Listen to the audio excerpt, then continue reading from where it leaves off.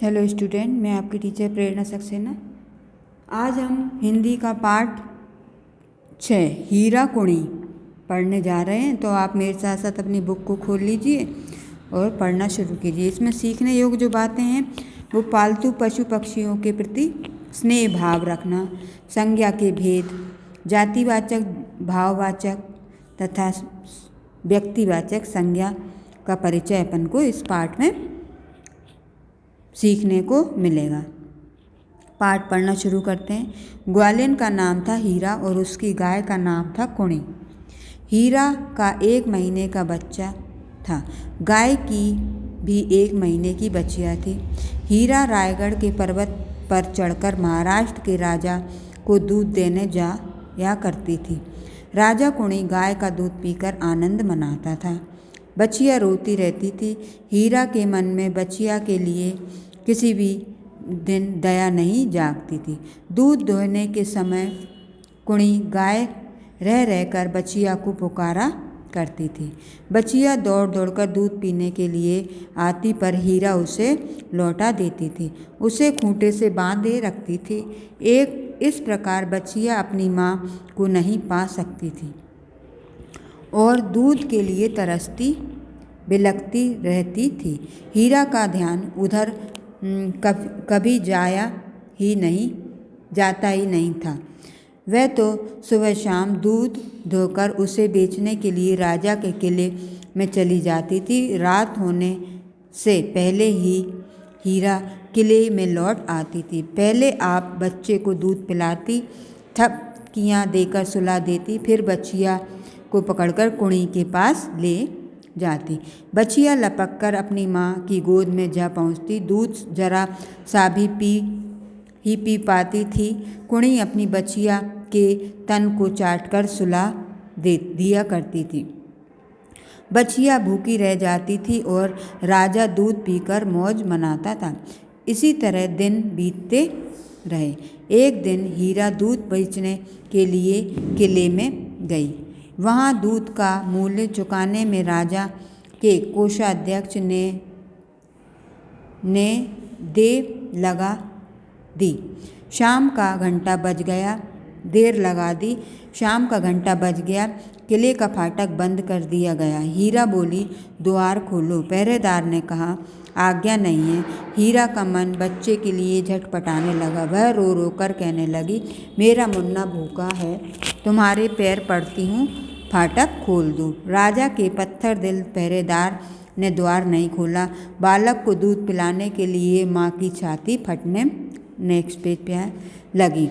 उसने फाटक की जंजीर पकड़कर हिलाई और फिर विनती की, अरे भाई, एक बार द्वार खोल दो।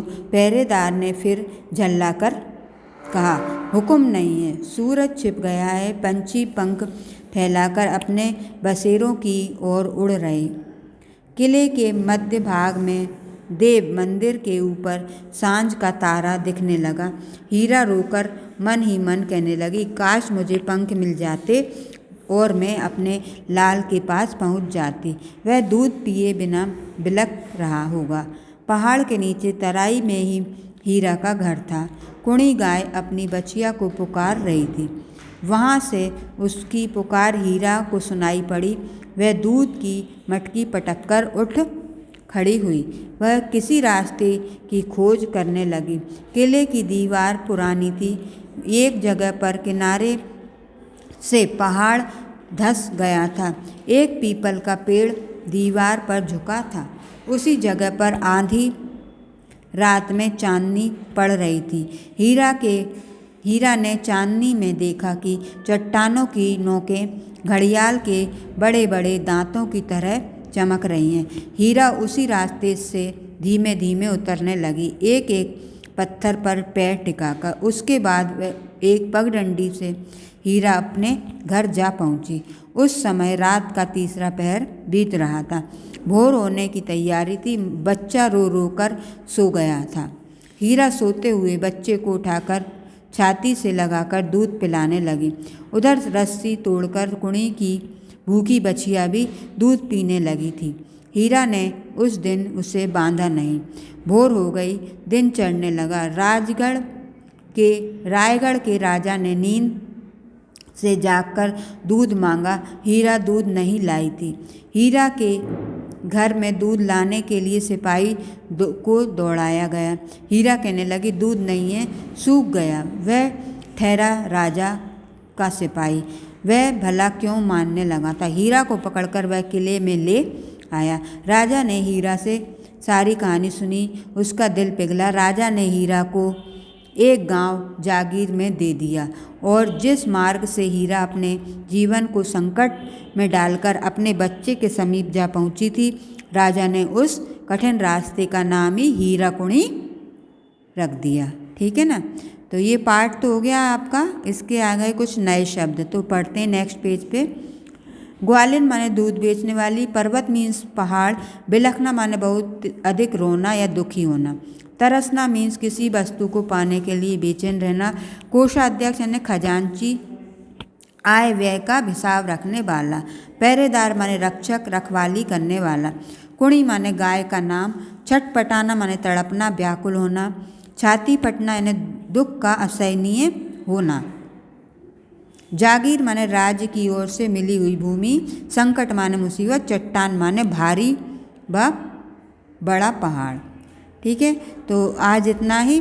नेक्स्ट वीडियो में फिर हम इसकी अभ्यास कार्य करेंगे हीराकुंडी पार्ट 6 के। ठीक है, तब तक के लिए आप एक बार और इस पार्ट को अच्छे से पढ़िएगा, समझिएगा।